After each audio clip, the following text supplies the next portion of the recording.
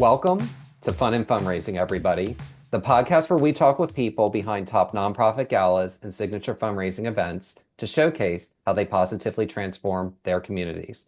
I'm your host, Rob Giardinelli, and today I'm excited to have Lauren Petrowski on as a guest. So Lauren is an MC and MCs lots of really great events, not just in the nonprofit space, but also in the commercial space as well. And, having an MC, really a good MC, really is so critical to creating a successful event. It's a really, really critical component. And one of those ingredients that you should highly, highly, highly consider investing in because there are so many things that they can do to really help elevate your event and take it to the next level. And Lauren's just got a wealth of knowledge, so I'm really excited to chat with her today. So with that, Lauren, welcome. I'm thrilled to have you here as a guest. Hi, Rob. Thanks so much. I'm so happy to be here with you. Well, I'm excited. So let's just dive right in. Yeah. So, I want to hear about your path to becoming a presenter and an MC. So talk a little bit about that. Yeah, well, I worked full time as a news reporter and anchor here in Austin for about 12 years. And while I was on TV, I did some emceeing. You see a lot of on-air personalities around town that will often MC events. And so I was doing some of that while I was working on TV, and I really enjoyed it. It's a great way to connect with the community, to learn more about what different organizations and nonprofits are doing. And so once I left my full TV news job, my full-time TV news job, I just thought, I'd love to do more of that. And really just started reaching out to different groups and nonprofits and just saying, now I want to make this an even bigger part of what I do professionally. And so I really, really enjoy getting to MC events. That's really good to hear because a lot of people so and was it, what was, talk a little bit like when you were in your TV days, what was the process like working with organizations? Because that got started. And I think a lot of people are always kind of curious, how do I get, my local Yeah, anchor, let's say I'm in Portland, Maine. How do I get my right. local anchor here to, to MC my event? So talk a little bit about that. Well, oftentimes MCs will participate in an event if the station that they're working for are a sponsor. Media is often a sponsor of events and nonprofit events. And so that's a great way. If there's a media sponsor, whether it's a TV station or radio station, oftentimes then that station will tap one of their on-air personalities to MC the event. It's almost like that can often be part of the arrangement or the agreement for sponsorship. Like, hey, we can have one of our on-air people be at your event, emceeing your event. And, that's great exposure for the radio station or the TV station. They're also more inclined to give more coverage of that event because they're a sponsor of it and one of their honor personalities is going to be emceeing the event. So that's often how that goes. So, like I said, throughout my years as a news reporter and anchor, we sponsored countless of events. And that was something, again, I enjoyed doing. So I was happy when I was asked to do it. That's awesome. And you mentioned, after you transitioned out of television, that you still had this passion of really wanting to really still dial into the Austin community. So where does that motivation to support nonprofits and really support causes you believe in come from? Yeah, well, I think I've always had this passion for service and doing service ever since I was a young student in middle school growing up and participating in volunteer work and just something that I feel is so important. And that was one way to give back to the community by helping to shine a light on their nonprofits and events that they're doing. And so I just really wanted to still work with nonprofits in some way in doing that. We have some amazing organizations in Austin. And I would say I MC a lot of events specifically, I'll do just about anything across the board, but, a lot of events that deal with women and children specifically. And I'm really passionate about that. And so it's a great way to help spread the mission, to learn more about what the nonprofit is doing, and obviously to connect with people who are helping to support that nonprofit. That's great. And I'm glad you identify, some of the genres of fundraising because there are so many that really, really pull a hardcore with you. But I want to hear what is your favorite part about being an MC and getting up onto that stage and really opening people's first minds, then wallets. Yeah. I have to say my favorite part about it is connecting with the crowd and kind of playing off that energy. I love it when I get up there on stage and you can feel the room. It's electric. People want to be there. They're excited about the mission. They want to help this nonprofit. And I want to help facilitate in doing that. So I love to get up and just kind of do my thing and feed off that adrenaline and try to help get people excited and then continue to connect with them throughout the night. So what's a way that you work, what's a surefire way that you found can help get the energy level up in a crowd? Because, being an MC, everyone thinks, hey, I just walk up and I say a few sentences. It is a challenging gig. So love to It hear can, your insights it on can that. definitely be challenging sometimes. And I feel like I've been in all different types of rooms. I've been in a crowd where we can't get them to be quiet and simmer down. They're just excited to be there. They're mingling. They're seeing people they haven't seen in a while. They're hosting a table of their coworkers and friends. And I'm up there just trying to command the crowd. That can be challenging. There's other times where, yes, it's maybe a smaller group or a more quiet group or chill group, and you want to kind of build up that excitement. I think, you can probably even just get a little sense of it as you're hearing me talk. I am kind of a loud and enthusiastic person. I often joke like I don't really need a mic because I can just go up there on stage and shout. But I do think that if you have someone that's kind of loud and excited and a commanding presence, and I mean that in a good way, positively enthusiastic, happy to be there and happy to get the crowd to start settling down, but also maintaining that excitement for the mission. I mean, that's what's most important.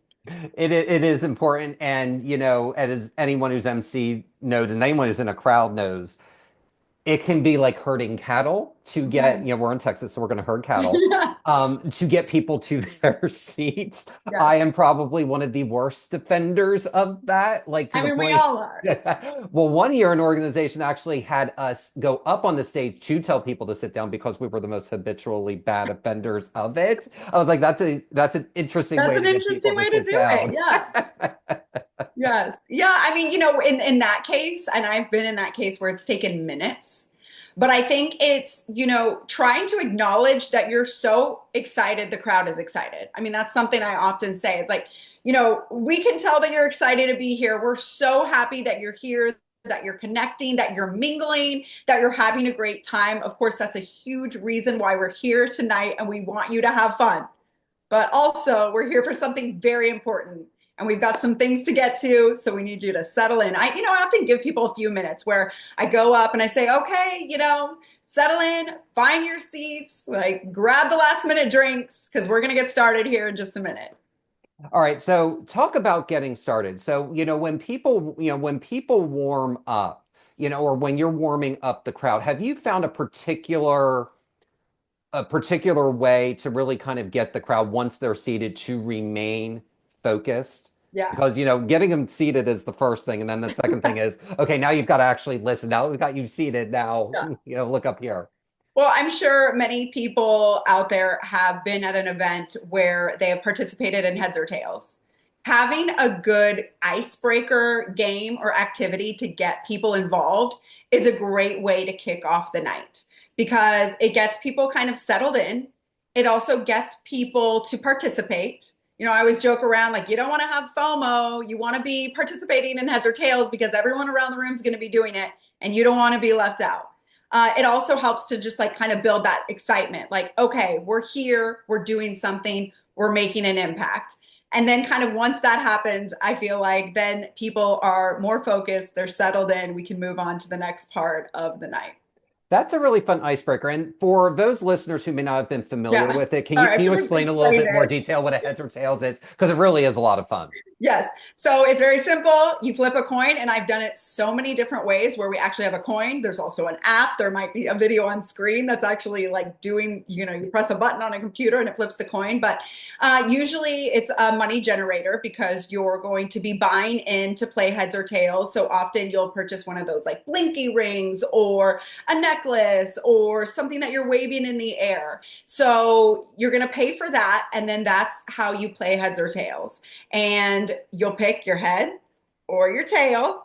and the MC or someone else from the organization will flip the coin. And if you won, if it was heads, then you stay standing. If it's tails, you sit down. And the last person standing usually wins a prize. So that's usually a big raffle prize, tickets to a concert, a hotel stay, a piece of jewelry, something like that. So it's a fun way to get people involved, to generate more money, and to kick things off for the night. It is a fun way, and if I'm not mistaken, it's also a way for some people to actually get on stage when you play that game. Yes, we do usually pull up those last remaining people participating up on stage with us. So then that's always fun too. Their friends, family, their table gets to see them on stage, cheer for them. People always get very excited. See, everybody, even if you're in the crowd, you can wind up on the stage. And that's the beauty about fun things If like you that don't and want fun to. icebreakers like heads or tails to Yeah. really, to really do that. And, I know that you have emceed, I want to kind of pivot strictly from nonprofits here. You've emceed all different types of events, whether they're commercial, corporate television, Yeah. nonprofit. Talk a little bit about some of the differences with each of those types of events. Yeah, definitely. I've done some corporate events too. So, a corporate conference. And that's obviously different because you don't have the fundraising and mission element to it, but it's much more meant to keep the day strictly on track, to help introduce speakers, to maybe shed some light on Austin. I did a big e-commerce conference a few months ago, and so they had a lot of people traveling from out of Austin. And since I've been here so long, it was kind of fun to, you know, have some facts about Austin that I was sharing with people. I found out where they were having their group dinners and their parties. And so kind of like chatting with them about that to kick things off, another like kind of icebreaker with the crowd, to get them listening and paying attention. Like, oh, I hear you went to this hot new spot in Austin last night. Hope everyone had a good time. So it's definitely got a different element because, well, you don't have that pressure of like fundraising, but you do want to make sure that you're thinking sponsors, keeping things on track, timing, introducing the speakers, stepping in if people are talking too long so that things can keep moving. I've moderated a lot of panels too, so that's a different type of deal where, again, you're really just kind of keeping the conversation moving and keeping things on track and making sure that you're allowing each panelist to get their turn and really get their message across and keeping the conversation moving and interesting.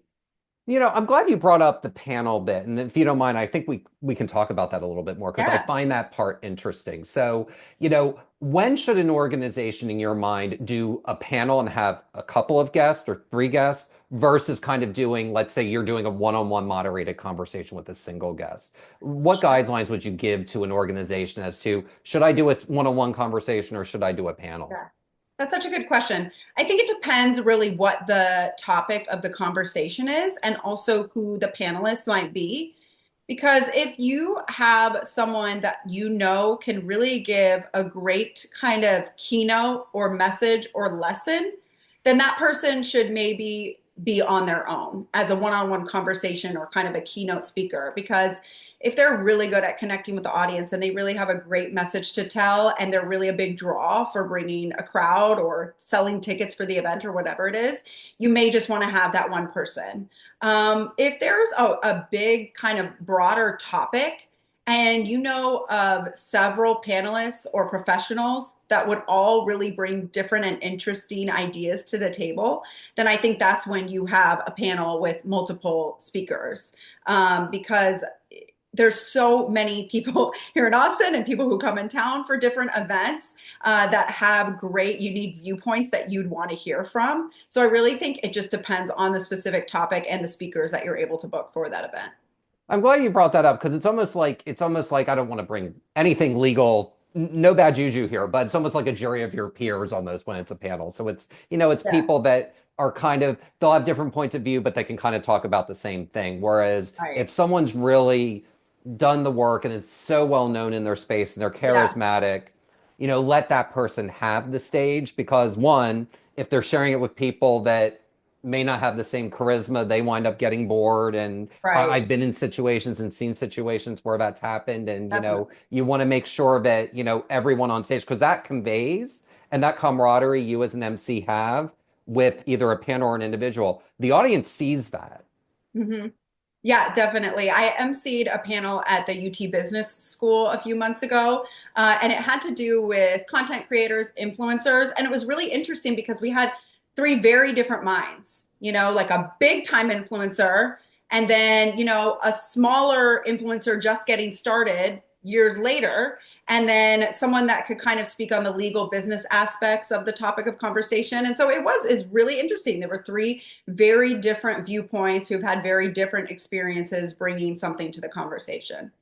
I love that, and I love that those three, that the person with the legal, that's something that no matter your level, you would need, from Yeah, a yeah, licensing perspective yeah. and all those other things that go into content creation now that didn't exist Mhm. 20 years ago. Right. It's that's I'm really really glad that you brought that piece up. And I want to, while we're on the subject of, of you as an MC and panels and things like that, talk about how an effective MC is so critical to the overall success of a party, a gala, a corporate event, a fundraiser, whatever it may be.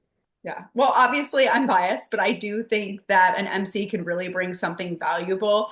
It is a lot of work to plan an event, to organize an event, and people in an organization, a company, a nonprofit, whatever it is, are working so hard to pull an event together, to make it all happen, to book the space and the speakers, and to have the videos that they're going to play, and to sell tables and tickets and all of that. So much goes into it.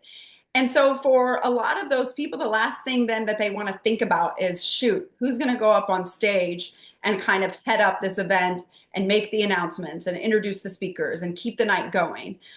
Public speaking is a real fear also. It is not something that most people are comfortable with or are eager to do. And so I think it can really just provide a little peace of mind, taking something off your plate by bringing in a professional MC who has a lot of experience doing this, who wants to do it, who is happy to get up there on stage and to make all the announcements, to connect with the crowd, to keep the night going, to watch the clock, to make sure things are running on time. It's just one less thing that an event organizer has to worry about. Absolutely. And the underlying current of that is tone. And that's really where I think an MC can shine. So, talk a little bit about, I know we kind of touched upon it earlier, but I want to dive a little bit more deeply into it, just about, how you might go about setting the tone differently from a lower energy crowd versus a higher energy crowd, but still kind of allowing them to kind of be them. Yes. Well, I like to think that I'm always bringing that energy, even if they're a lower energy crowd, then I'm trying to, bring that energy up. But you also have to be aware of what you're saying, what you're talking about, and what the night is about. Because obviously, when you're dealing with nonprofits and missions, sometimes those are sensitive subjects and very real things that are happening. And so, while yes, you're there to have a good time, to raise money, you also want to keep in mind what this is all about. So I'm very conscious also of when it's right to be excited and to build up excitement from the crowd. And then when I'm really just wanting their attention because we're talking about something very important right now and the mission of why we're all here, and we're here to change lives. I mean, True. it may sound dramatic or intense, but oftentimes, especially with a nonprofit, that is what we're there for, is to help improve the lives of others. And so I want to make sure that I have their attention and that the tone is appropriate when we're talking about those more serious subject matters too. Absolutely. And I'm glad that you brought that up, is that it is a good strike of balance. And one other thing that MCs have to kind of strike, there's several things, but the first one I want to talk about, and we kind of touched upon it with panels and such, but talk about how you effectively work with other onstage talent. And particularly in the nonprofit space, there may be a headline musical act. There may be an auction, there will likely be an auctioneer. So talk about what advice you would give to, either an MC or an organization on working with that other on-stage talent so that no one's Yeah. stepping on everybody's toes and there's good continuity throughout the event. Yeah, and I love working with other people on stage. I'm assuming, I think most of the auctioneers in the Austin area who work in the market. And I would like to think that I work pretty well with others. Like you said, it's important to know that you're not stepping on each other's toes, but you also kind of have to put your ego aside a little bit and know that this person's role is at a certain time and then it's your role. And the auctioneers have a huge role. And so I always try to work really well with the auctioneer because I know that they have such an important job, the most important job probably at a fundraiser. And so I'm just there to kind of help facilitate that. I've definitely worked with auctioneers also who have been brought in from out of the Austin market. And they may not be as familiar then with all of these hyper local packages that we're offering, whether it's at a restaurant or a hotel or whatnot. And so that's always fun to work together too, because they're really helping to push the sales and increase the funds that they're raising for that particular package. And I can add a little something about what makes it great in Austin and this place that's been around so long, or this has this award-winning chef, so you definitely want to dine at this restaurant.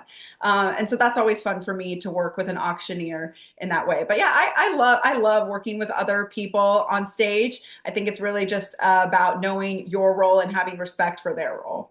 Well, what I love about that answer is you really kind of articulated one thing that a really good MC can do, and that is they're able to go on the fly and just kind of be extemporaneous because that the kind of part of it is, you're dealing with a bunch of humans in the room and humans you just can't control them. So I love That's kind of that's that. definitely that's definitely part of it. I have been at several events too where auction items are thrown in last minute. You've got some donor there in the crowd and they say, "Hey, you know what? I've got this other house in Aspen and I want to add it to the auction." And you don't want to say no. I mean, that's thousands of dollars that you could bring in.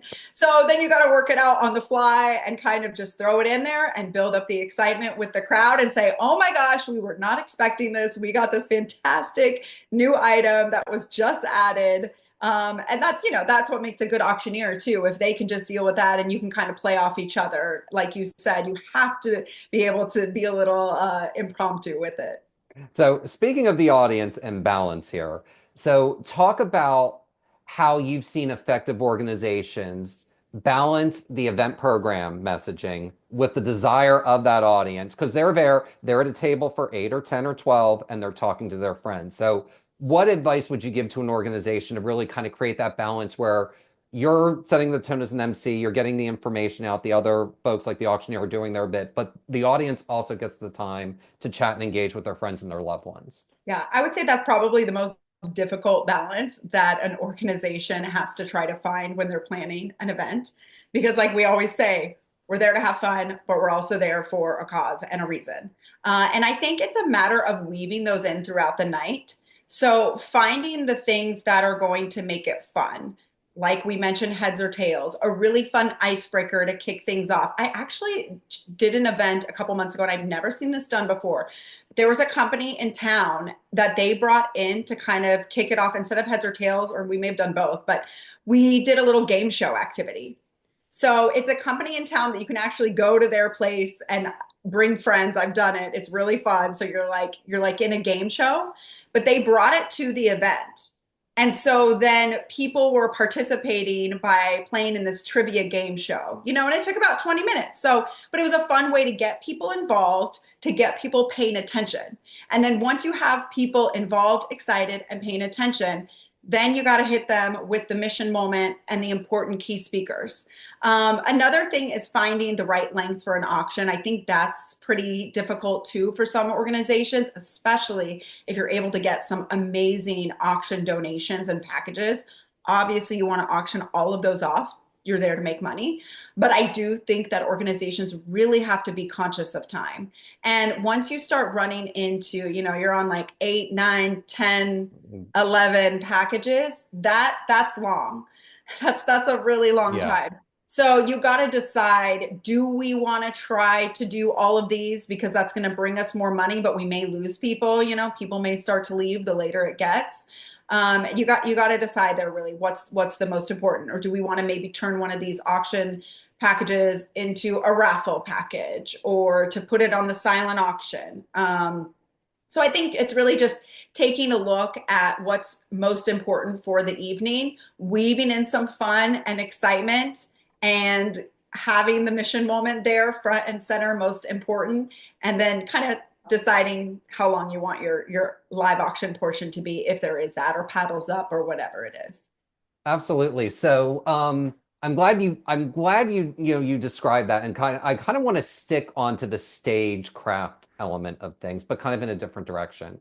So, what is the difference appearing on camera versus a live audience? Because there was a period of time where virtual events were going on, but you also have a television background. So, I'd love to understand the differences of how you engage being on camera versus being live.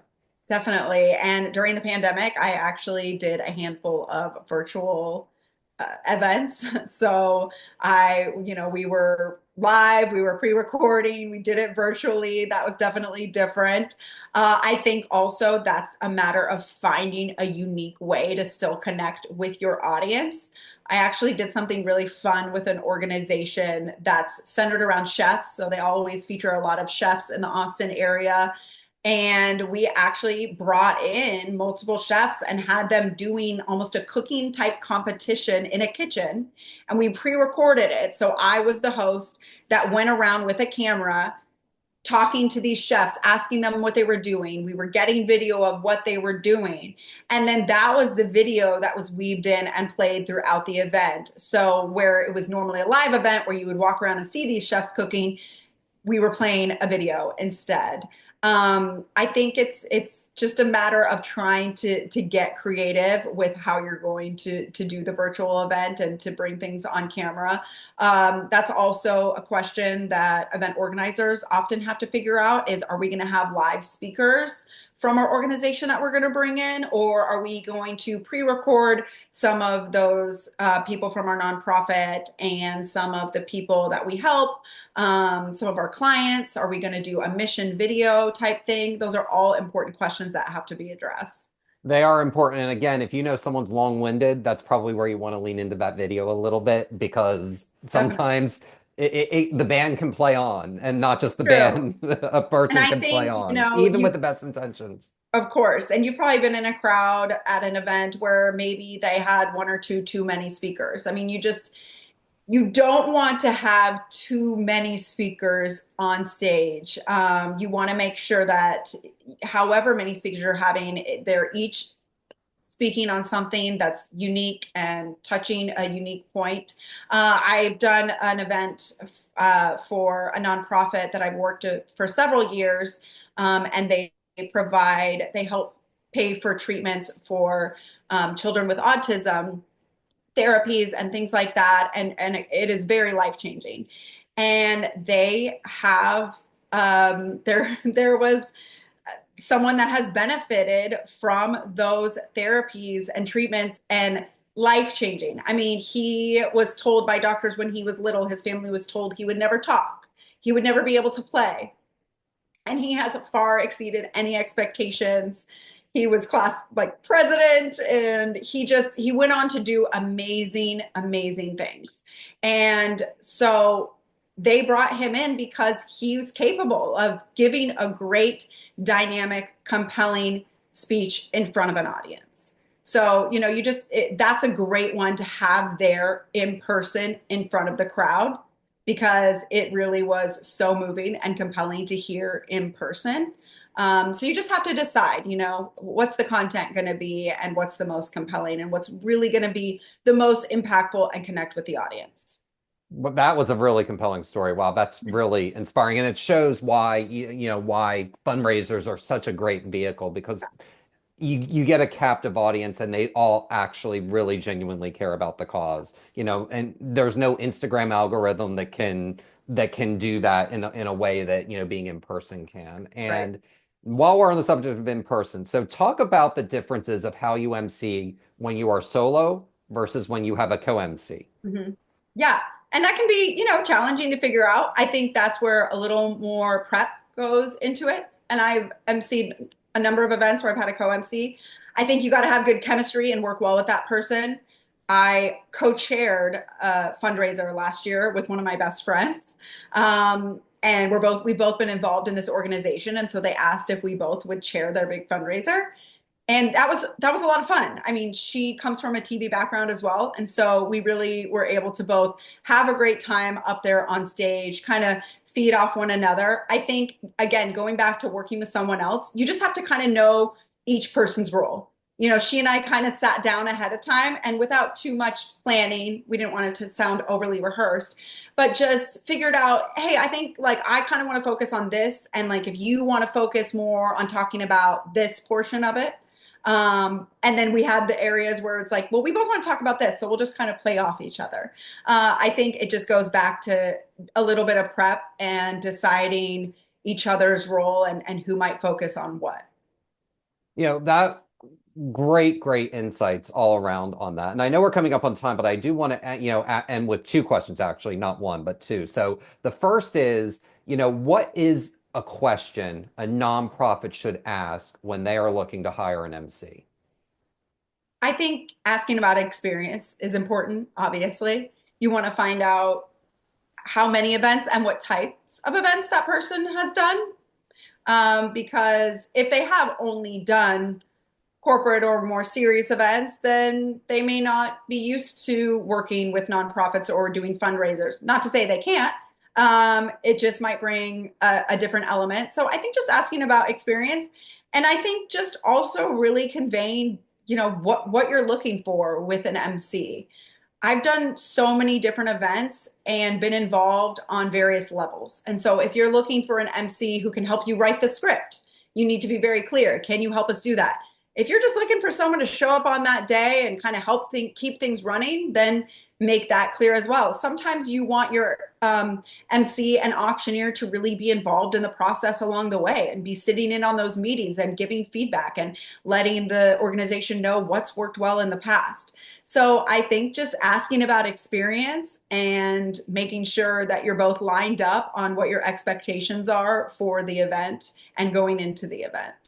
The expectations piece is so critical and it's such a valuable piece. And so long as and you have mentioned this, so long as you're communicating effectively and you have the right expectations, things should gel pretty smoothly. But those things are so hyper Yeah. critical. So, Yeah. and I know we're coming up on time here. So I want to end with this one question. I ask this of all guests. So what do all great galas and signature fundraising events have in common? Uh, okay. Sorry, I'm gonna take a second. Um, I think all great galas have magic and spark in the room. You've got to have an excited crowd. You've got to have a crowd that wants to be there, is excited about the mission, and wants to help, wants to be there, wants to give their time, wants to give their money. So there needs to be that electricity, that spark, that excitement. That's a great answer. And it's one of those things, all the preparation can help fuel that. You can't guarantee that ever, but all of us have walked into rooms before where you just felt it immediately. And Yeah. if you were having a bad day, you didn't have a bad day anymore. Or, I just think that's the perfect way to end on. And I don't think I've ever had that answer before. So and Well, we're 125 episodes in now. So that's really good answer, I Lauren. do think, an MC can help bring some of that excitement to Absolutely. the event. Obviously, the right crowd has to be there, but just helping to kick things off for the night. Kicking things off, and that's where we're going to end things is an MC can kick things off and they're also there all the way through the evening to, to end things on a high note. And, Lauren, this was so much fun. Thank you so much for joining us today. So great to chat with you. Thanks. And for more information about Lauren Petrowski, please visit Lauren Petrowski, and that's Petrowski.com. And that will do it for this episode of Fun and Fundraising. I'm your host, Rob Giardinelli, reminding you to keep it fun, keep it interesting, and your guests will have a great time. Have a great day, everyone, and take care.